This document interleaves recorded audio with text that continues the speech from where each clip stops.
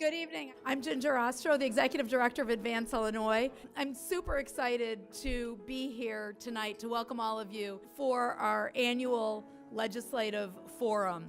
This is when we bring folks together to talk about timely and important topics in education. This year, we're going to talk about ESSA, the Every Student Succeeds Act, and what it means to all of us. Ryan Smith is currently the Executive Director of Education Trust West. I had the opportunity to hear Ryan speak and to see his work in person as he presented the concept of a data walk to education groups at a national conference I was able to attend.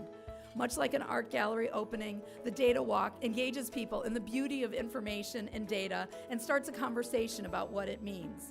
We did our own data walk today in the rotunda of the Capitol, and we have these same data portraits for you in the back. We hope that you'll take a look at them and give us your feedback on what that data means to you. I'm so excited to welcome Ryan as he shares his perspectives on ESSA with us. I will say this is extraordinarily hard work. We've been working to redesign our accountability system over the last 3 years since we implemented the local control funding formula in our state. And I can imagine as you're designing yours, the important questions have to happen. The big question for me is, how is the equity imperative being designed, being measured? How are we ensuring that we're talking about particularly supports and assistance for the schools that are going to need them in the system as well? And how are we continuing to engage communities in this age of bottom-up policymaking in order to help us inform our conversations around ESSA? Next, I'd like to ask Cynthia Cutler to come on up. She is a remarkable 7th grade student at Mason Clark Middle School in East St. Louis. Also would like to introduce State Board of Education Superintendent Dr. Tony Smith.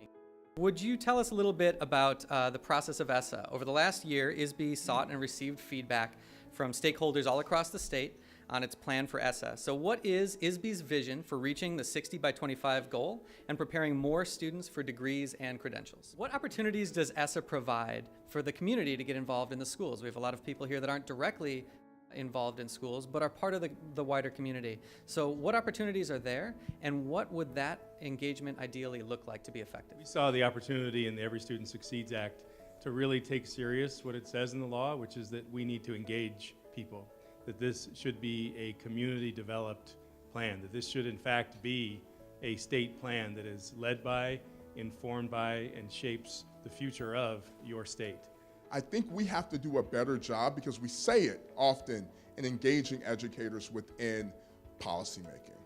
And I'll repeat this. It's not just parents and community members. Educators, teachers in the classrooms must be a part of the way we're designing our system. Our next question is for Cynthia. You have a very different perspective than most of the people in this room. As a student, what would you like all of the people in this room who make policy to understand and consider about the schools that you attend as they make those laws and rules and policies that will affect you and your generation for years to come? I would like them to keep in mind that all children learn very differently. To make sure every child gets the same learning, it has to be a teacher input that's ready to teach a student what they need to be to get to the next level. If I have a teacher that's constantly not here, how am I going to learn? If I have a teacher that can't give me what I need to move on, how am I going to learn? It starts with the teacher, with the student who's going to participate, which makes a great school. So if you don't have a good teacher development in place, you can't find growth in any school.